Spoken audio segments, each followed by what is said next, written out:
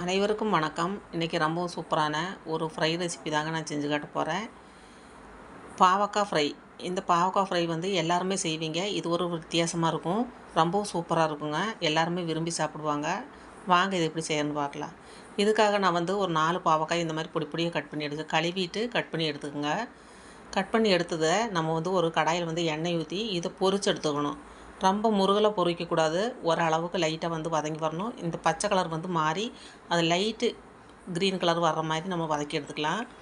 அது எல்லாமே பொரிச்சு எடுத்த பின்னாடி நம்ம வந்து அந்த கடாயில் அதே எண்ணெய் பொரிச்ச எண்ணெயிலேயே வந்து கொஞ்சம் கடுகு போட்டு வெங்காயம் கருவேப்பிலை பெரிய வெங்காயம் வந்து நிறைய அரிஞ்சு போட்டுக்கோங்க. அப்போ தான் அந்த கசப்பு வந்து நம்மளுக்கு தெரியாது. இந்த மாதிரி கொஞ்சம் வதன்னு இருக்கணும். இப்போ வந்து வெங்காயம் நல்லா வதங்கிடுச்சு. நம்ம வந்து ஃப்ரை பண்ணி எடுத்த பாவக்காய் இதில் சேர்த்திடலாங்க. சேர்த்து நல்லா வந்து வெங்காயத்தோடு நல்லா மிக்ஸ் பண்ணி விட்டுக்கலாம். இந்த பொரியலுக்கு வந்து கொஞ்சமாக உப்பு சேர்த்திக்கலாங்க. உப்பு சேர்த்துன முன்னாடி காரத்துக்கு வந்து வரமிளகாத்தூள் வந்து நான் ஒரு 1½ ஸ்பூன் சேர்த்திக்கிறேன். காரம் கம்மியாக வேணும் நீங்கள் வந்து மிளகாயோட அளவு வந்து கம்மி பண்ணிக்கோங்க. நல்லா கலந்து விட்ருங்க.